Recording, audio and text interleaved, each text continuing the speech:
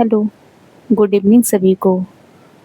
आज हम नया टॉपिक स्टार्ट करते हैं सामाजिक अध्ययन का गृह विज्ञान या गृह शिल्प और इसके अंदर जो सब टॉपिक है पहला वो है स्वास्थ्य।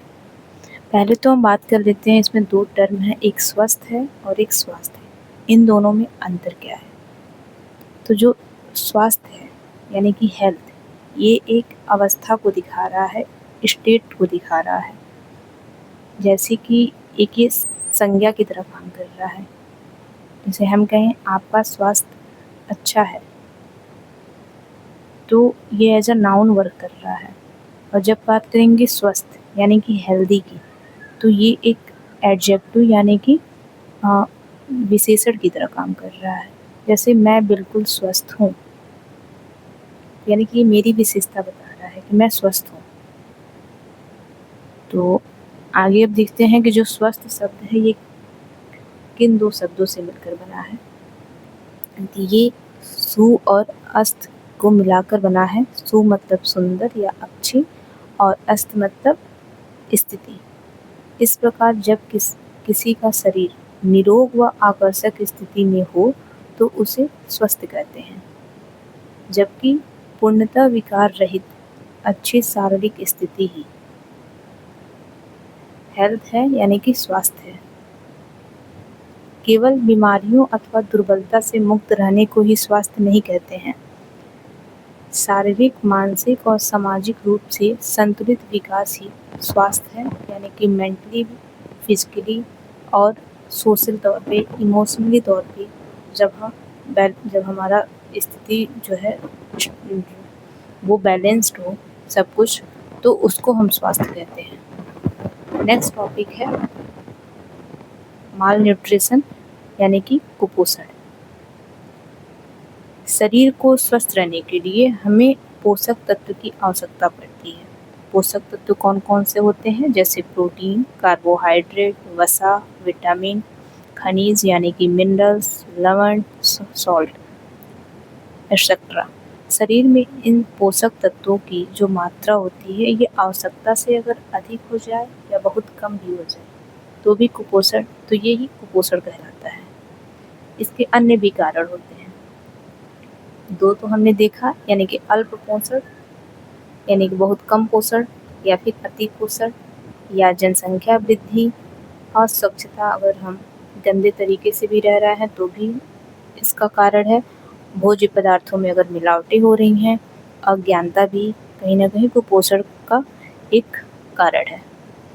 कुपोषण का प्रभाव देखते हैं तो वजन का निरंतर कम होना, फिर शरीर का प्रतिरोधक क्षमता में कमी आएगी। जब प्रतिरोधक क्षमता में कमी आएगी तो बहुत सारी बीमारियाँ एक साथ बच्चे को होने का मतलब डर रहेगा, क्योंकि उसका इम्यून सिस्टम कमज़ोर हो चुका रहेगा। तो कोई भी जो भी बाहरी कीटाणु होंगे, रोग होंगे, उसकी जो बॉडी होगी वो उसको रोक नहीं पाएगी और वो सब अंदर जाएंगे तो फिर कई तरह की बीमारियाँ पैदा होंगी।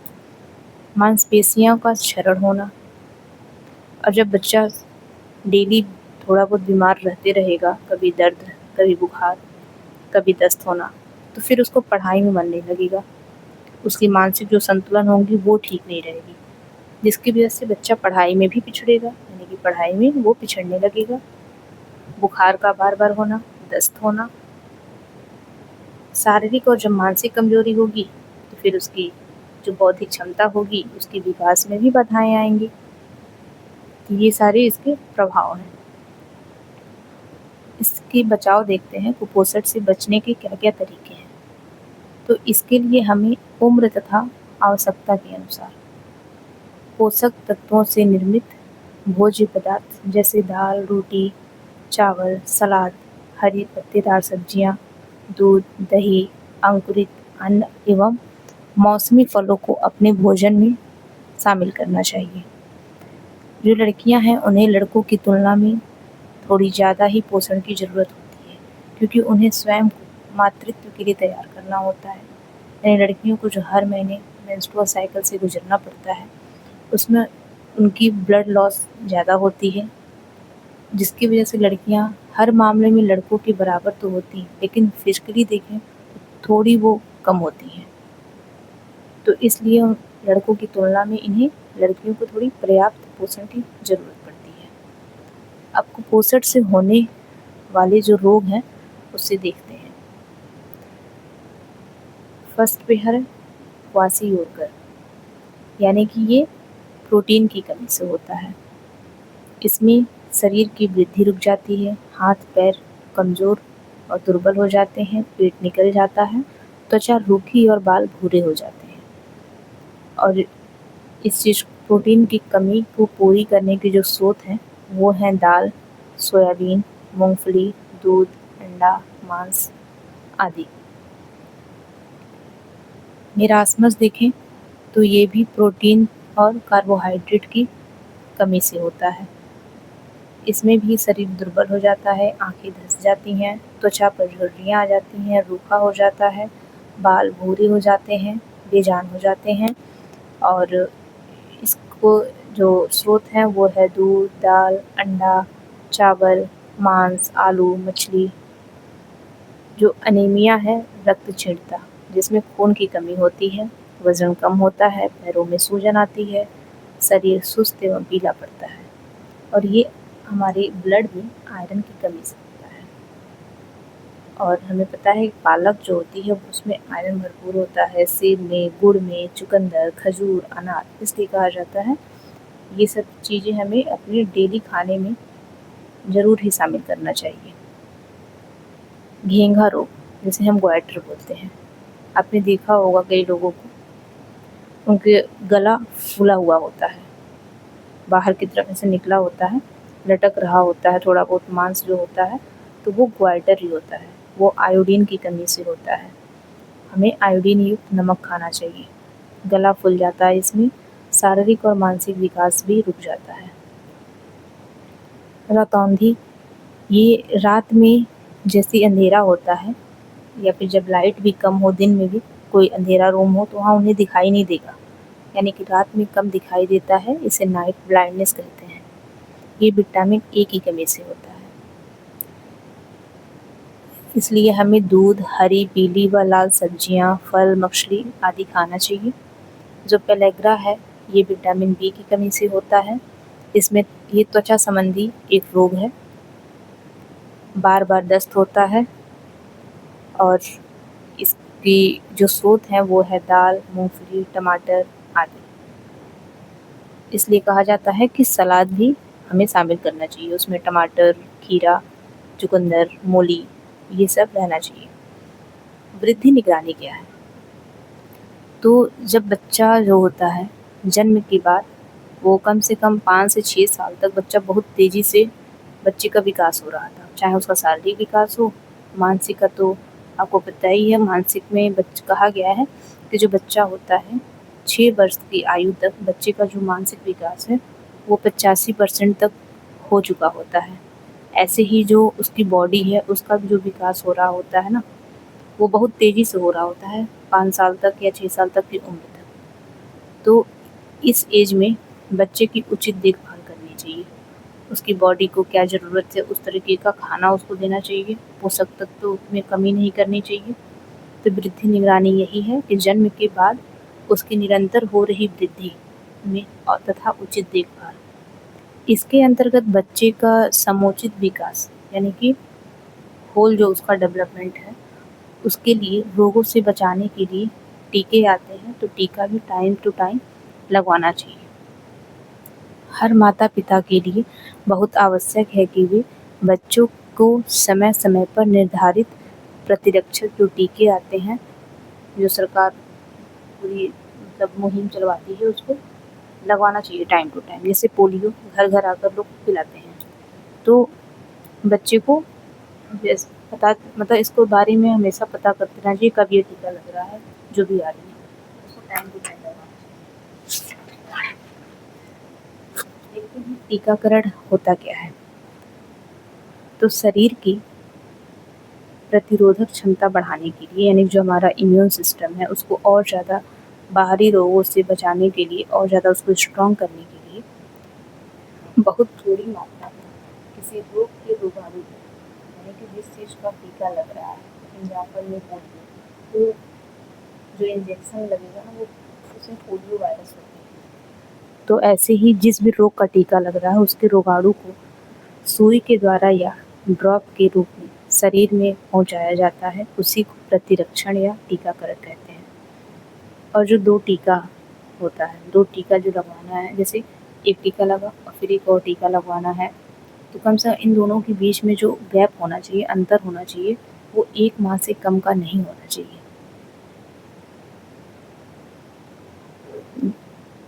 विश्व पोलियो दिवस देखते हैं कब मनाया जाता है, तो ये 24 अक्टूबर को मनाते हैं।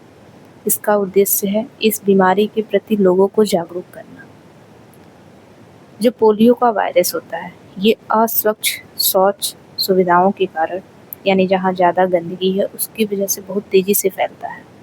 इसलिए हमें अपने आसपास टॉयलेट वगैरह इन सबको हमेशा क्लीन रखना चाहिए। माँ के प्रारंभिक दूध यानी कि जो कोलेस्ट्रम है, इसमें प्रतिरोधी क्षमता बहुत ज़्यादा होती है। शिशु के लिए यह दूध बहुत उपयोगी होता है। इसलिए कहा जाता है कि बच्चे को कम से कम 6 महीने तक, उसके जन्म के बाद 6 महीने तक माँ को अपना दूध पिलाना ही चाहिए।